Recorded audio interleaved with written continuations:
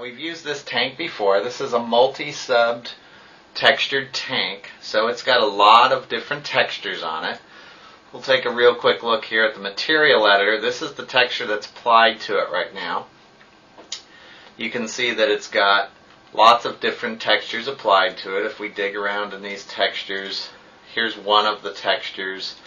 And each of the polygons or polygon groups in this in each object have their material IDs already set.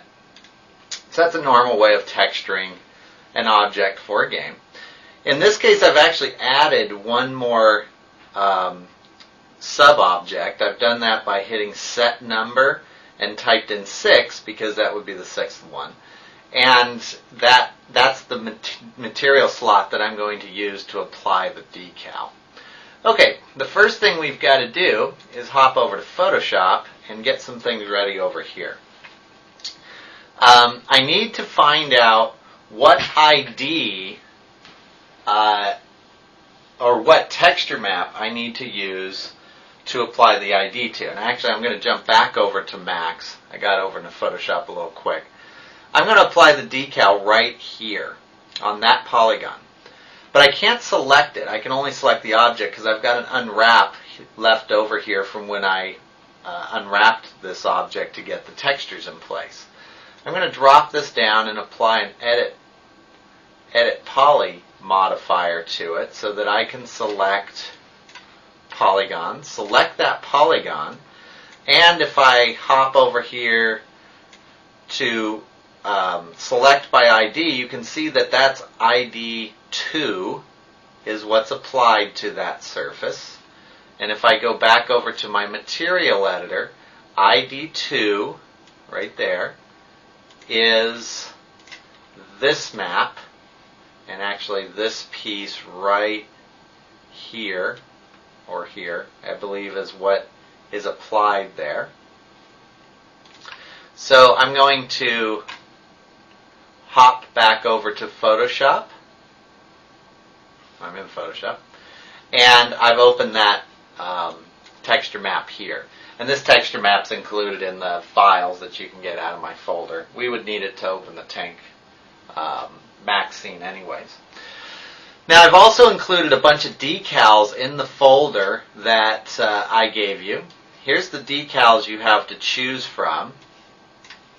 These are masked decals, so they're already alpha channeled for you. In fact, you can see the red on them because I've got my alpha channel showing here in Photoshop. I'm going to use, how about this one here?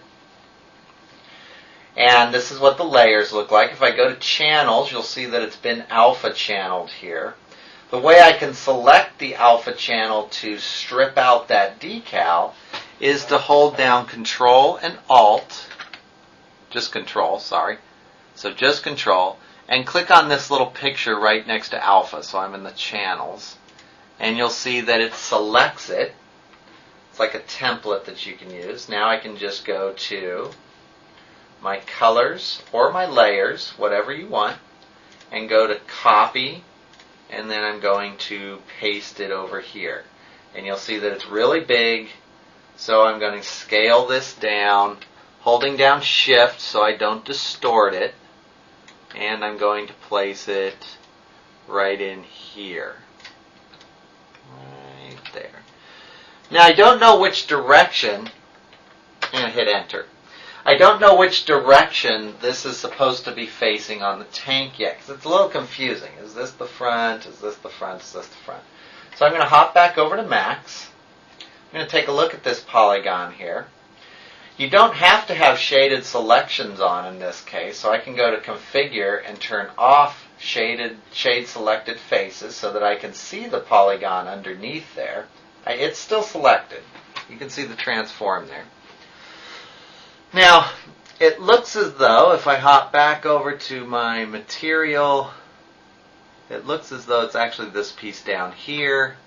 So I'm looking at this bar right there, and in Max, that bar's right there.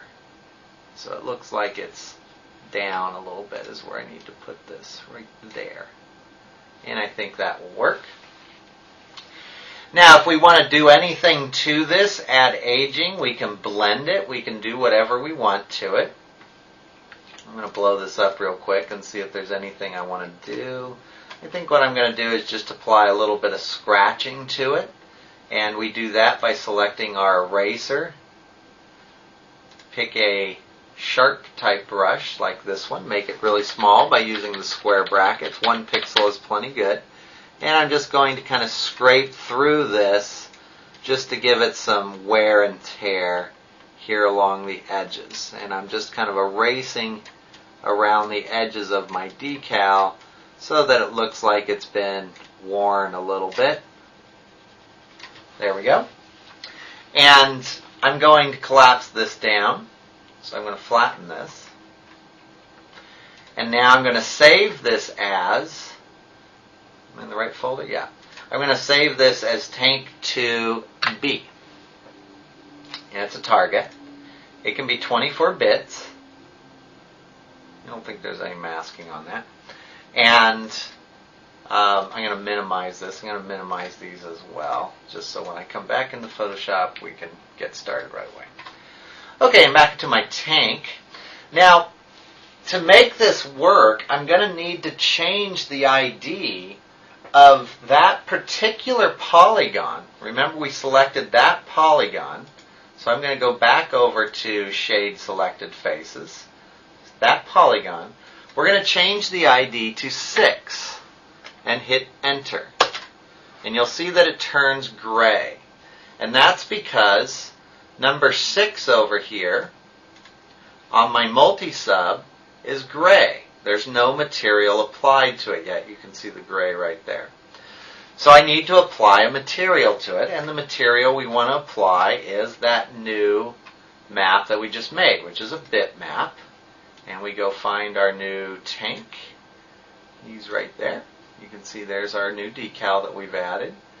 It's actually on there. If I put my little show map and viewport, you can see there's our lion head, or whatever it was, applied.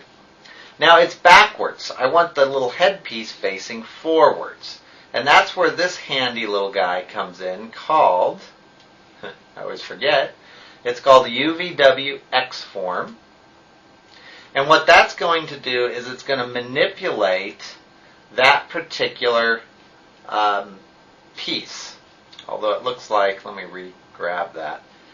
What I had done is I unclicked, I'm on polygon. I unclicked my polygon before, so let me back up there. I've got Edit Poly. If you put X-Form on it, delete that for a second. Go back to Edit Poly and select this polygon. I forgot to select it. And now I'm going to configure this so that the shading is off. I fooled myself by turning off the shading earlier. Now apply a UVW X-Form. Okay. Now, you can hit the U tile here. You can just nudge it and you can see that texture moving. Nothing else should be moving at this point. And what I'm going to do is play around with these offsets until I figure out which one I want. That's not the one I want. I can never remember which offset is which.